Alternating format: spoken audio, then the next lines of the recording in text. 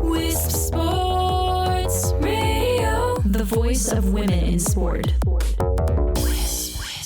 This is Season 1, Episode 21 of Hockey Talk on Wisp Sports. I'm Shannon Miller, and at Wisp Sports, we believe women in sport deserve equal coverage.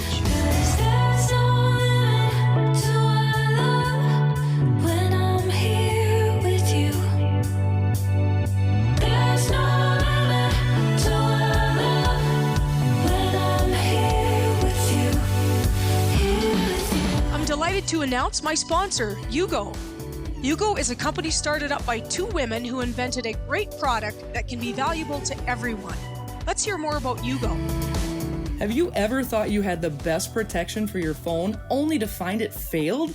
Yugo to the rescue, the only waterproof life jacket for your phone using a dry suit zipper closure. Your phone has full functionality while inside, and best of all, Yugo floats.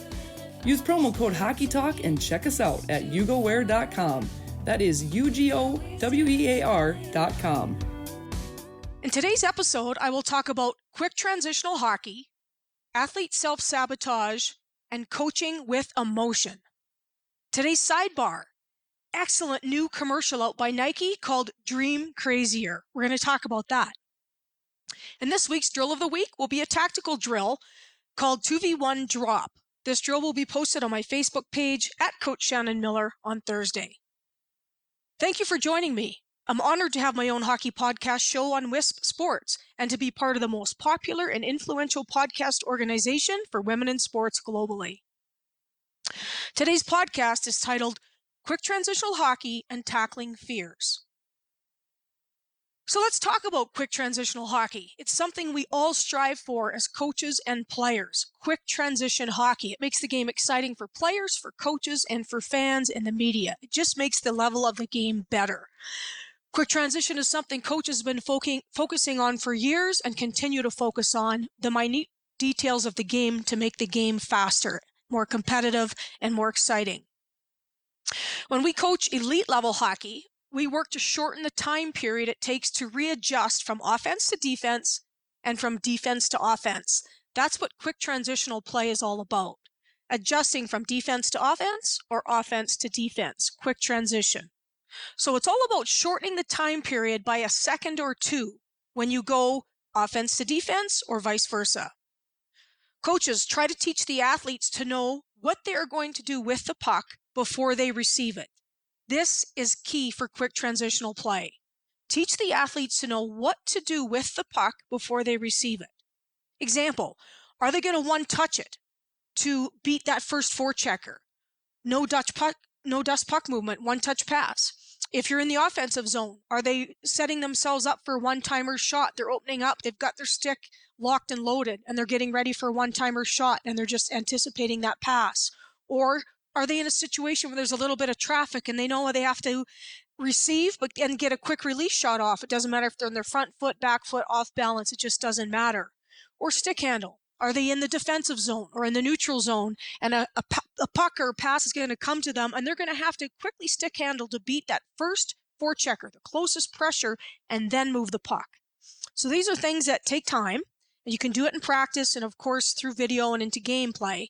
Teach them to understand, hey, here's what I'm going to do with the puck when I receive it so they know ahead of time. So to do this, the athletes need awareness of where their teammates are.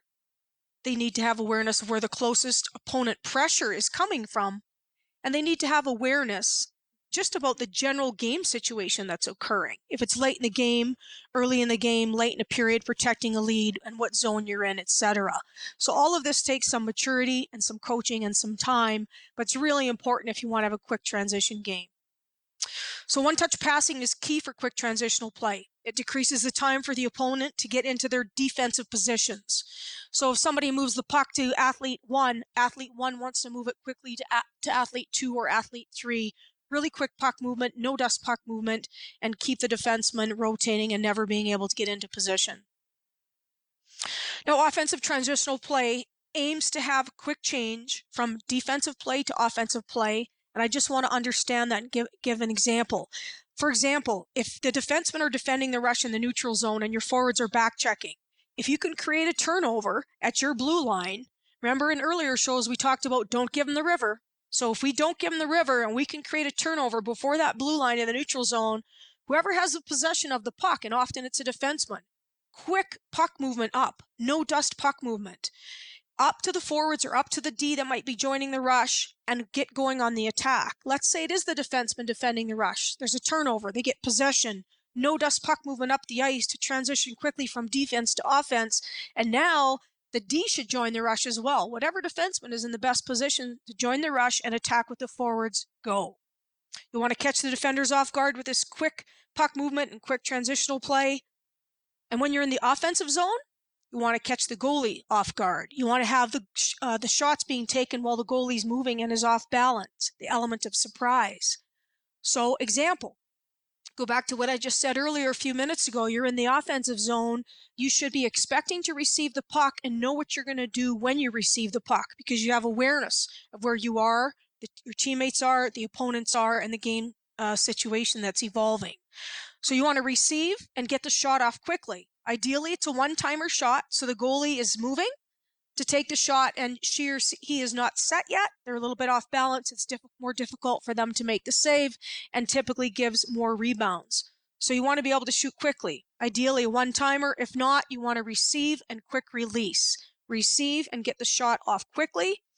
If you can shave 1 or 2 seconds off your offensive play like this, especially in the offensive zone, you're going to create better scoring opportunities. The defenders don't have a chance to get into shooting lanes or to lift sticks. So you're going to create more scoring opportunities and or rebounds for scoring opportunities. So that's just a couple things on quick transitional play that we should all be striving for, especially if we coach at elite level of hockey. Now my sidebar today is something fun and I think extremely important. It's the awesome new Nike commercial that's out called Dream Crazier. And it's Serena Williams with her voiceover showing female athletes and coaches competing with emotion. It debuted at the Oscars. It was the first time any of us saw that commercial, and now it airs regularly. It's awesome, and if you haven't seen it, I encourage you to make sure you do see it. So this Nike commercial shows the female athletes and coaches competing. It shows that they're competing with emotion, and emotion is natural in sport and in life. Here's a few lines from the commercial that I just love, just to give you a taste. If we show emotion, we are called dramatic. When we stand for something, we are called unhinged. If we dream of equal opportunity, we are delusional. If we get angry, we are irrational and crazy. And of course, this commercial is talking about female athletes and coaches and the gender bias that exists in society today. I love the commercial. Every coach, athlete, and sport administrator needs to see this commercial, male and female. And I'm very pleased to tell you that one of the basketball coaches in this Nike commercial, head coach Cheryl Reeve, the one that shows emotion because she's taking off her dress suit blazer with passion. She's upset about something going on in the basketball game, and she's taking off her blazer. This head coach, Cheryl Reeve, she's a head coach of the WNBA women's basketball team, the Minnesota Lynx. She's going to be my next guest on my next podcast show on Tuesday, March 12th. So tune in for that one. And coaches, coach to win. And don't apologize for it. Coach with passion and love it. The last piece I'm going to share with you today in today's podcast show is about self-sabotage. It's really about athletes sabotaging themselves, not getting more playing time, not getting onto the power play.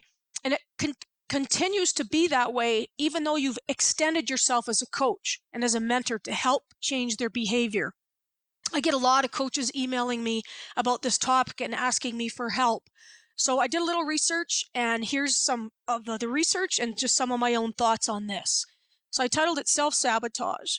So the athletes are saying, I want this. Example, I want more playing time. I want to be on the power play.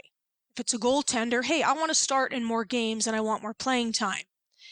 But coaches continue to work with this on a daily basis with all athletes, and all coaches have these situations really almost daily. But the athletes, no matter how much guidance we seem to give them, and this is what I'm hearing from coaches and some of the experience I've had myself, their work ethic and attitude and other behaviors does not add up to, I want this. It just doesn't add up. So they appear to be a not willing participant to change their behavior and do whatever it takes to get more ice time, to get on the power play, or to start in net. So I'm trying to break it down here to help coaches deal with athletes in a more successful manner. My suggestion is try and show them with specific examples how they are sabotaging themselves. So be specific about their behavior, their attitude, or the things they are saying that are actually hurting them and driving them further and further away from being able to be in the lineup. And give them specific examples that are necessary to change the dialogue and to change the reality that they're in. Now, I know coaches listening are saying, well, I've done that. And I've had that experience too, and I've done that as well. So I'm just going to go a little bit deeper, but I feel like that's the starting point. The next step, I think, is to teach them that self-pity is quicksand. And teach them that this self-sabotage and their behavior and attitude and their actions actually is self-pity. So they can see that they are aligned and they are one of the same, and that it is quicksand for themselves. As a coach, as a mentor, try and understand why they are resisting. That's the biggest piece, I think, that goes next. Why are they resisting if you've already offered that initial help? So there are issues there that need to be unpacked. So help the athlete unravel the emotional buildup that is there. Go inside with them to find the answers. They're probably young, and they probably aren't that experienced at going inside and facing the truth about what's going on. So go inside with them and help them find the answers. For example, are they self-sabotaging because they are afraid to fail? For me, that was the biggest one that I found with my athletes when I had the time to dig and to dig deep. Afraid of failure. Teach them it's okay if they're afraid to fail, afraid to be embarrassed if they play, afraid to let their parents down, whatever their fears are. Teach them that that's okay, and in some cases it's actually natural, it's normal, and let them know that you accept them as they are, and encourage them to accept themselves as they are, but understand that you're going to help them work through it and create some positive change so they can get into the lineup, they can be a happier athlete and a bigger part of the team. Obviously, coaches, this will take time, it will take patience, it will take good listening skills, and it will take compassion. But it's worth it because you're mentoring a young athlete and you're going to help them for the rest of their lives. So take the time to be that person. Now, if a coach tries to change the athlete before understanding what their fears are, it won't be long-lasting change. So coaches understand that as well.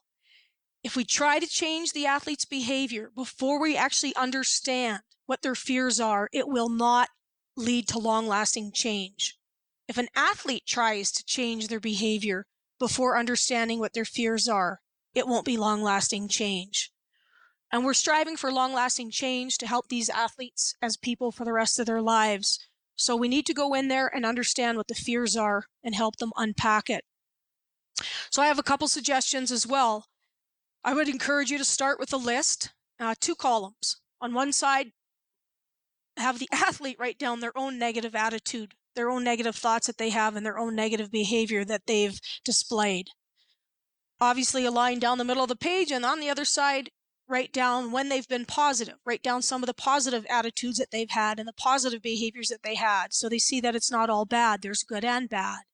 And then have them continue to write on that right side column what positive attitudes and behaviors they need to help create change. And they need to understand that we choose our attitudes and we choose our actions. We all do. And encourage them to make nourishing decisions. That's how I refer to it. Encourage them to make nourishing decisions for themselves. So that's one thing that you can do. The next step could be have them list everything they fear and ask them to be truthful, to really go inside themselves and think about what they're scared of, to be honest with themselves and put it on a piece of paper so that you can look at it and help them work through it. Let them know that you're going to work together to address those fears, to unpack those emotions, and try to move the fear to changed behavior that's going to benefit everybody. And they also need to be able to trust you, coaches, and you'll let them know that it's between them and you and nobody else, including the rest of your staff or the captains or anyone else. It's a very personal exercise to go through. Coaches and athletes face these situations daily. I have talked to a lot of coaches, and it's one of their biggest concerns is how to deal with those athletes. So it can be the elephant in the room if you don't address it. So I encourage you to go into it so you can get out of it. I want to thank you for listening. Really encourage you to check out that Nike commercial and enjoy the game. Conversations from the world of women's sports. This is Wisp Sports Radio. Follow and comment on social media. Twitter is at Wisp Sports.